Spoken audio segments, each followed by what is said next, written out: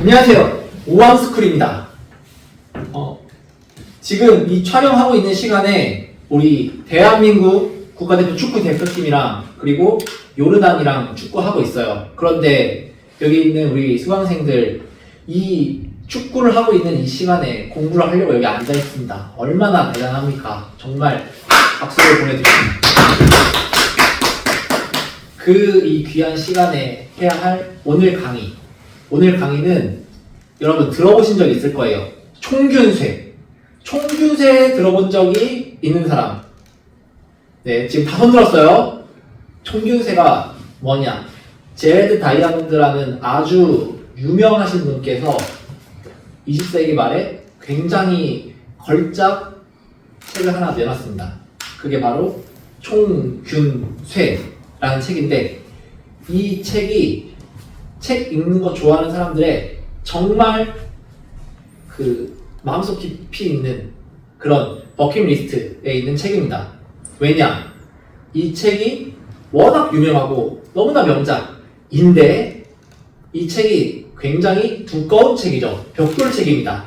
한 700페이지 정도 되는 책인데 그 한 페이지에 텍스트도 많고, 그래서 사실은 내가 이 책을 정독하지 못했다라고 하는 사람들이 많아요.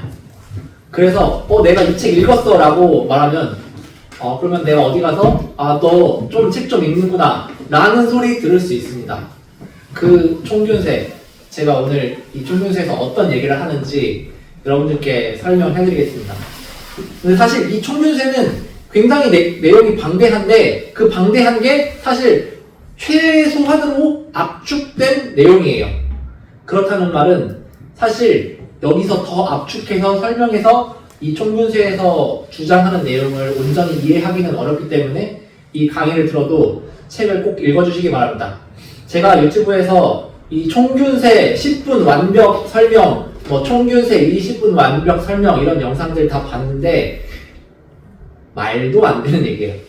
그만큼 내용이 방대하고 또 그 방대한 내용을 읽다 보면은 굉장히 재미가 있기 때문에 읽고 나면은 왜 그렇게 유명한 사람들이 이 책을 명저라고 얘기했는지, 그렇게 열심히 리뷰를 하는지 알 수 있을 겁니다.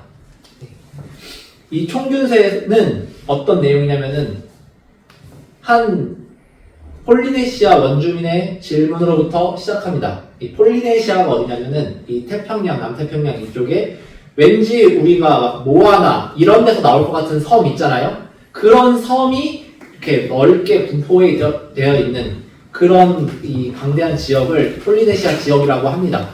네, 그곳에 있는 이미지가 상상이 가시죠? 왠지 드웨인 웨이드 아저씨, 드웨인 웨이드가 아니라 드웨인 존슨 아저씨 나올 것 같고, 네, 그리고 이 모아나 나올 것 같은 그런 지역에 이 제레드 다이아몬드 박사님이 그 당시에 이제 생태 연구를 하러 가셨어요. 그래서 원주민들이랑 얘기를 하다가 얄리라는 굉장히 똑똑한 리더십 있는 청년이 있었습니다. 그 청년이 이 박사님에게 물어봤어요. 이 박사님 미국인이에요. 다이아몬드야, 왜 우리나라가 너네들을 지배하지 못하고 왜 너네 서양 애들이 우리를 지배했지? 이 질문을 한 겁니다.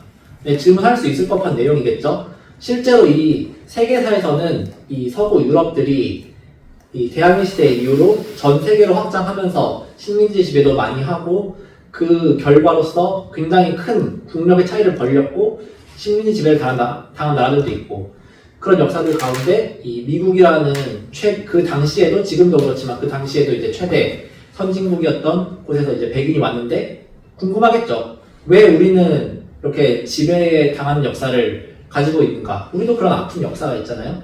지배를 당했던 그런 역사.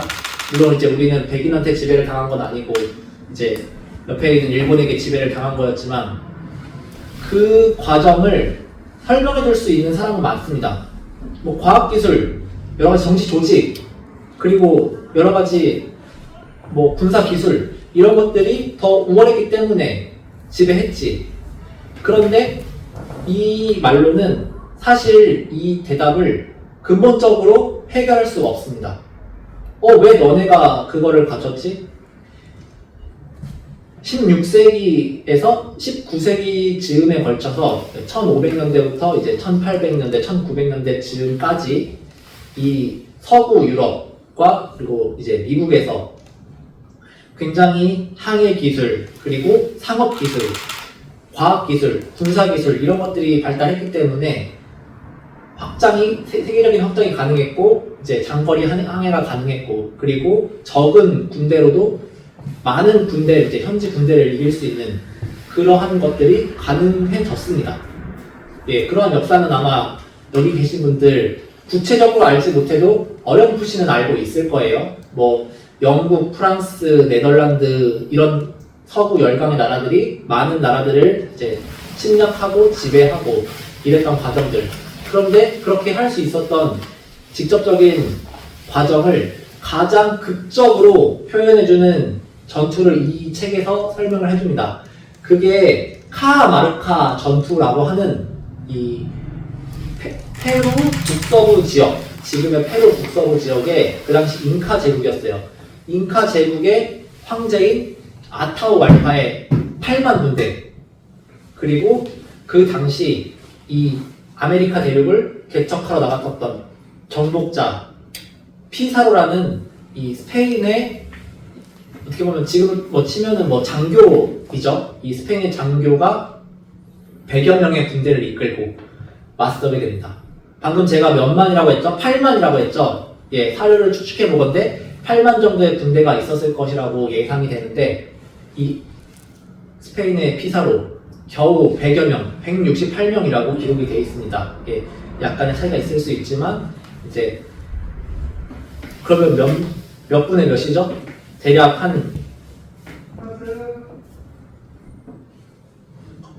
네, 끝났습니다. 네, 다시 갈게요. 예, 뭐 8만 명 중에 200명이면은 대략 한 400분의 1쯤 되나요? 네, 대략 그 정도 계산이 나올 것 같은데, 400분의 1로 싸워서 이길 수 있겠습니까? 그런데 그 당시 이 피사로의 군대가 아타후알파 황제의 8만 대군을 무찌르고 그 자리에서 이 황제를 잡아가지고 그 황제를 인질로 삼아서 굉장히 많은 황금과 도화들을 차지하게 됩니다. 그리고 이 아타후알파 황제는 결국에 죽게 되죠. 그 이후에 뭐 여러 가지 전염병, 그리고 이 내분 이런 것들을 통해서 굉장히 많은 이제 원주민들이 죽게 되고 잉카 제국이 멸망을 하게 됩니다. 그러한 과정들이 사실 이 역사에 걸쳐가지고 세계 곳곳에서 이러한 현상들이 반복되게 됩니다. 뭐 지금은 스페인을 얘기를 했지만 뭐 이후에 뭐 영국이라든지 뭐 프랑스라든지 네덜란드라든지 이런 나라들의 정복자들 혹은 탐험가들, 이런 사람들이 세계 곳곳에서 여러 문화권의 여러 나라의 그런 원주민들, 군대들과 맞섰을 때 뭐 시간의 차이는 있고 지역적으로는 이 원주민의 승리도 있었지만 장기적인 결과로 봤을 때 결국에는 이 서양의 군대들이 이길 수 있었습니다. 그 이길 수 있었던 원인이 이 서양에서 르네상스 이후 그리고 대항해 시대 이후에 굉장히 과학기술도 발전시키고 정치 조직도 발전시키고 보급 시스템, 항해술, 그리고 무장, 그리고 이제 여러 가지 뭐 통신이죠. 이러한 것들이 훨씬 더 발달했기 때문에 그런 정복을 할 수 있었거든요. 그런데 이 책에서는 어떻게, 왜 그런 아메리카나 아니면 호주나 그런 이제 동아시아, 남아프리카 이런 곳이 아니라 왜 유럽에서, 왜 서부에서 그렇게 발전을 했을까? 이 질문에 답을 찾기 위한 과정을 설명하고 있습니다. 그래서 이 제게드 다이아몬드 박사가 굉장히 많은 근거를 제시하면서 설명을 하는데, 그것을 한 문장으로 표현을 하면은 환경적인 유리함이었다, 이렇게 설명을 합니다.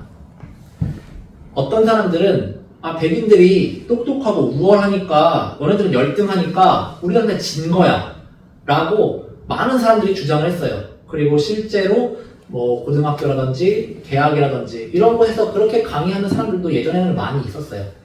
그런데 많은 사람들이 생각을 해봤을 때 저 사람들이 과연 우리보다 무능할까? 저 사람들이 우리보다 멍청할까? 이런 생각을 가지고 질문을 가지고 객관적으로 접근을 해보면은 사실 그렇지 않은 경우가 많죠. 지금 제국의 지배를 당했던 우리나라를 생각해볼까요? 우리나라 사람 중에서 우리나라 사람들이 세계 어느 나라 사람들보다 멍청해 라고 얘기를 하면은 인정할 사람 아무도 없을 거예요. 저도 절대 인정하지 않습니다. 제가 생각하기에 우리 한국 사람들 굉장히 똑똑해요. 그런데 왜 우리 한국은 그런 기술을 발전시키지 못했고 또 이런 남미나 아니면은 뭐 아메리카, 호주 이런 곳에서 발전시키지 못했고 왜 이제 이 유럽에서 발전했는가? 그 환경적인 유리함에 대해서 이 책에서 설명을 하고 있습니다. 이 책에서 이 환경적인 유리함을 설명하기 위해서 그 승리를 가져다준 근원적인 이유, 여기서 총균쇠라는 제목이 나오죠. 이 총이라는 거는 이 무기 그리고 과학기술을 대변하는 겁니다. 그리고 균이라는 거는 이 침략자들이 가지고 있었던, 그래서 이제 침략당한 곳의 원주민들을 많이 몰살할 수 있었던 전염병을 얘기하는 거고요. 그리고 이제 쇠라는 거는 이제 그런 것들, 이제 갑옷 이런 것들을 나타내는 겁니다. 이 책에서 이 다이아몬드 저자가 처음에 이 사람들이 이제 인류가 세계적으로 이제 몇십만 년 전부터 몇만 년 전까지 어떻게 세계에 퍼져나가는데 대략 1만 3천 년 전까지 세계 곳곳에 사람들이 퍼져나갔다라고 이제 여러 가지 근거를 주장되면서 얘기를 하고 있습니다. 그런데 그 이후에 왜 격차가 생겼는지 설명을 하는데요. 가장 먼저 어떤 두 집단이 이제 갈등을 할 때 그 힘의 우열을 만들어낼 수 있는 가장 직접적인 원인이 뭘까요? 그건 바로 인구예요. 그 인구가 많으면은 당연히 군대가 많겠죠? 그리고 군대가 많으면은 어떤 전투진이 간에 이길 확률이 높아지겠죠. 물론 아까처럼 적은 군대가 많은 군대를 이기는 경우도 있지만 만약에 비슷한 수준의 군대끼리 싸웠을 때는 거의 대부분 많은 군대가 이기겠죠. 그러면은 어떤 곳에서 인구가 많을 수 있을까요? 당연히 많이 먹을 수 있는 곳에서 인구가 많아졌겠죠. 그래서 이 제레드 다이아몬드 박사가 이 환경적인 유리함에서 가장 처음에 설명하는 게 식량 생산을 할 수 있었던 곳에서 이 인구를 많게 하는데 유리했다. 그러면은 어떤 곳에서 식량 생산을 했을까? 옛날에 우리 원시인들은 처음부터 뭐 농경 사회가였다 그런 말을 안 하죠. 다 이제 사냥을 하거나 채집을 하거나 이랬다라고 하죠. 근데 이 책에서는 그 수렵과 채집의 생산성과 그리고 농경의 생산성이 그 오랜 기간에 걸쳐서 경쟁을 하면서 농업의 생산성이 더 유리한 곳에서 이제 그게 생산성이 더 많아지기 시작했을 때 그곳에 사람들이 농업을 하게 되고, 근데 이제 교차하는 기간이 이제 많이 있다라고 합니다. 그런데 어쨌든 이제 그렇게 생산을 하면서 이 생산을 하는 곳에 먹을 게 많으니까 인구가 많고, 인구가 많으니까 그 인구의 힘만으로도 제압을 할 수 있지만 인구가 많으면 어때요? 점점 이 복잡한 사회 시스템이 만들어지고 제도가 만들어지고 그리고 먹을 게 많으면은 잉여 생산물이 생기게 되죠. 그 잉여 생산물을 통해서 전문가들을 이제 먹여 살릴 수 있게 되고 그 전문가들이 뭐 문자, 정치, 조직, 과학, 기술 이런 것들을 발달시킬 수 있었다는 겁니다. 그렇다면 왜 이 서부 유럽 쪽에서 그 식량 생산을 하기에 유리했나? 이 첫 번째는 이 세상에서 우리가 작물화하기 유리한 작물은 사실은 이 수많은 식물 중에서 그렇게 많지 않다고 합니다. 우리가 생각할 수 있는 대표적인 그런 중요한 작물, 쌀, 밀, 콩 이런 류들이 있겠죠.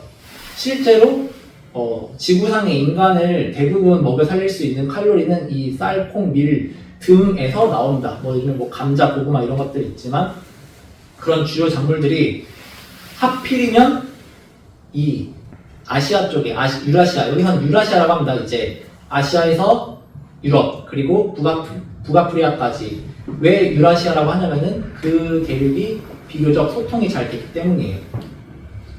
그곳에 이 중요한 작물들이 많이 있었고, 그런 작물 종들이 많이 있었다는 겁니다. 그래서 어느 한 군데에서 작물화가 되면은 다시 이제 퍼지면서 공유를 하고, 또 이제 여기서 작물화가 되면은 저기서도 이제 금방 다시 배워서 작물화를 하고, 그렇게 할 수 있었다고 하고, 그리고 이 전염병이라는 거는 가축과 같이 생활했을 때 가축으로부터 이렇게 넘어오는 전염병들이 대부분인데, 인류가 유용하게 사용할 수 있었던 대형 포유류, 여기서는 대형 포유류라는 표현을 쓰는데, 그 유용한 대형 포유류, 뭐 돼지, 소, 말, 여기서는 특히 말이 중요해요. 왜냐면은 이 유라시아 대륙 이외에는 나머지 대륙에서는 말이 없었거든요. 물론 이제 남아프리카에는 얼룩말 같은 게 있었지만 그런 것들은 가축화하기 어려웠습니다. 가축화를 하려면 굉장히 여러 가지 어려운 조건들을 만족해야만 사람들이 가축화를 할 수 있었어요. 뭐 예를 들면은 온순해야 되고, 난폭하면 절대로 가축화를 시킬 수가 없습니다. 그리고 사람들이 보는 곳에서 생식을 잘 해야 되고, 그리고 뭐 빨리 자라야 되고, 네, 이러한 어려운 조건을 만족하는 가축종도 많이 없는데, 실제로 이 세상에 많은 동물 중에서 정말 몇 개밖에 되지 않습니다. 근데 그 몇 개 되는 중요한 가축들 후보가 하필이면 유라시아 대륙 쪽에 많이 있었다. 그렇기 때문에 이 유라시아에서는 작물화하기에 유리했고, 그리고 가축화하기에 유리했습니다. 그러한 것들이 식량 생산, 그리고 전염병이 발전할 수 있는 토대였고, 유라시아 대륙이 일단 전 세계에 있는 대륙 중에서 가장 넓기 때문에 그러한 후보가 있을 확률도 높았을 뿐더러, 그리고 오랜 기간 동안 이제 사람과 함께 진화하면서 멸종하지 않았을 확률도 가장 높았다라는 얘기도 합니다. 그렇기 때문에 이제 역사의 발전은 이 유라시아 대륙 쪽에서 발달합니다. 중국 황하 문명, 그리고 인더스 문명, 그리고 메소포타미아 문명, 그리고 이집트 문명, 이러한 이제 고대 4대 문명들이 다 이제 유라시아에 속해 있죠. 그리고 이 가로로 넓은 이 지형은 서로 소통하기가 유리합니다. 왜냐하면 우리가 지난 기후 시간에도 대략적으로 설명을 들은 적이 있는데, 이 지구는 이 둥글잖아요. 둥근 이제 구 모양이죠. 그리고 햇빛이 멀리서 이렇게 오는데, 위도에 따라서 입사하는 태양의 에너지가 달라지기 때문에 에너지의 격차가 생기게 되고, 그 에너지의 격차가 있는 상황에서 자전을 하고 공전을 하면서 이 위도에 따라서 계절적인 특징이 크게 달라지게 됩니다. 우리나라도 동서로 이동할 때는 크게 이제 기온 차이가 없는데, 남북으로 이동할 때는 대구만 가도, 부산만 가도 이 서울이나 이런 강원도보다 훨씬 따뜻한 걸 느끼잖아요. 이 작은 한반도에서도요. 이제 지구에 가면은 이제 위도 차이 뭐 5도, 10도, 20도 이 정도 차이 나면은 굉장히 큰 기후의 차이가 난다는 거죠. 그래서 가로로는 아무리 길어도 결국엔 비슷한 기후대이기 때문에 이 식물 종이나 동물들이나 그리고 사람의 생활 패턴이나 이런 것들이 비슷해서 왕래하기가 수월한데, 이 아프리카나 아메리카 같이 세우축으로 긴 대륙들에서는 조금만 이동하려 치면은 기후대가 달라져서 작물화하기가 어렵고, 이 작물이 이제 이 기후에 적응했던 작물이 다른 기후가 되면은 이제 퍼지기가 어렵고, 그래서 이 퍼지는 속도 차이 때문에 더 불리했다라고 말을 합니다. 그래서 종합적으로 보면은 이러한 여러 가지 이 유리함 때문에 이 유라시아 대륙에서 과학기술, 문명, 전염병 등이 발전할 수 있었고, 또 이제 유럽에서 하필이면 성공할 수 있었던 이유, 적당한 화학과 적당한 분열이 가능했기 때문에 중국은 지형적으로 보면은 굉장히 단순하다고 할 수 있습니다. 그래서 중국은 옛날부터 통일 왕조가 가능했었고 유럽은 거의 통일 왕조로 지낸 기간이 없습니다. 물론 이제 옛날에 로마 제국 시기에는 꽤 오랫동안 제국을 유지했지만 그것도 이제 지중해를 둘러싼 그 부분이 주로 로마 제국이었고 그때도 이제 독일 지역이라든지 아니면 뭐 영국 지역이라든지 이런 곳에서는 사실 로마의 힘이 그렇게까지 강하게 미치지는 못했거든요. 네. 그 이후로도 이제 유럽은 굉장히 많은 산과 강들로 인해서 지형이 많이 나누어져 있고 지금도 유럽은 화합이 잘 안 된다라고 말할 정도로 그렇게 이제 여러 가지 갈등이 이제 있죠. 그 상황에서는 어떠한 혁신이 생겼을 때 그 혁신을 하는 세력이 혁신을 못한 세력을 지배할 확률이 높아진다. 그렇기 때문에 혁신이 계속해서 이루어질 수 있었다. 반면에 중국에서는 꽤 일찍 혁신이 일어나기도 했지만 어떤 통일 왕조에서 그것을 더 이상 진행시키지 못하게 하면은 예를 들면은 명나라의 정화라는 사람이 있는데 그 사람이 이 유럽의 대항해시대 이전에 굉장히 대함대를 가지고 장거리 항해를 한 적도 있습니다. 그러한 기술과 자원이 있었는데 이 명에서 세국 정책을 펼치면서 그 기술이 사라져 버리는 거죠. 그 이후에 유럽에서는 경쟁적으로 서로 이제 기술을 발전시키고 경쟁적으로 서로 이제 우리나라를 부강하게 할 수 있는 자원들을 찾아가고 그러한 과정을 통해서 유럽이 발전할 수 있었다. 이러한 얘기를 합니다. 정리하면은 여러 가지 환경적인 유리함이 유라시아 대륙에 있었고 그 안에서 소통이 일어나는데 너무 많이 통일이 되면은 혁신이 가로막힐 수 있다. 그리고 혁신이 가로막히는 사례와 혁신이 되는 사례 이런 것들을 이 책에서 여러 가지 소개를 하고 있습니다. 그 중에 혁신이 가로막힌 사례의 대표적인 예가 중국이고 혁신이 적당히 이루어질 수 있었던 예가 이 유럽이라고 설명을 하는 거죠.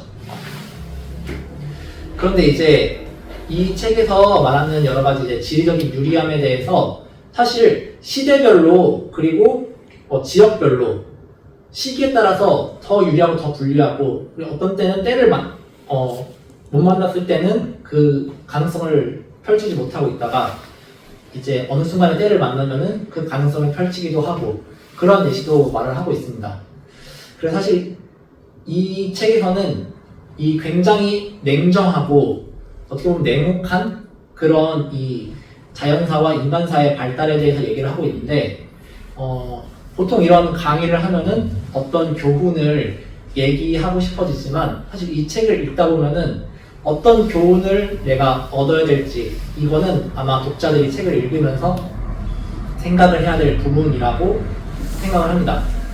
물론 이제 굳이 교훈을 꼬집어낸다면은 혁신이 멈춰진 곳에서는 반드시 도태가 있을 수밖에 없다. 이러한 교훈을 꼽아낼 수 있을까요? 그렇지만 그럼에도 불구하고 그리고 짧은 강의로 다 이 내용을 설명하기 어려움에도 불구하고 제가 이 책을 소개하는 이유가 두 가지가 있습니다. 하나는 많은 사람들이 이 책을 읽으면서 굉장한 사고의 확장, 굉장한 사고의 혁신을 가져왔다라고 말을 합니다. 저 역시 그렇습니다. 제가 25살 때 이 책을 처음 읽었는데 그 책을 읽으면서 물론 읽는 과정이 좀 힘들었지만 읽으면 읽을수록 어떠한 주장을 할 때 이렇게 논리 전개를 잘 할 수 있구나 이런 생각을 했습니다. 여러분들도 이 책을 꼭 읽으면서 그런 사고가 확장되는 경험을 하셨으면 좋겠고요. 그리고 또 하나는 또 이 책이 굉장히 재밌습니다. 그리고 이 책을 읽으면 어디 가서 나 이 책 읽었어 이런 자랑도 할 수 있겠죠. 네. 오늘은 제가 이 굉장히 방대한 내용의 이 총균세를 짧게 그리고 이제 어느 정도는 두서없이 설명을 한 것 같은데 들으시느라 너무 수고 많으셨고 축구 결과가 어떻게 됐는지 모르겠는데 대한민국이 이겼으면 좋겠습니다. 예. 그러면 오늘 강의 이것으로 마치도록 하겠습니다. 감사합니다.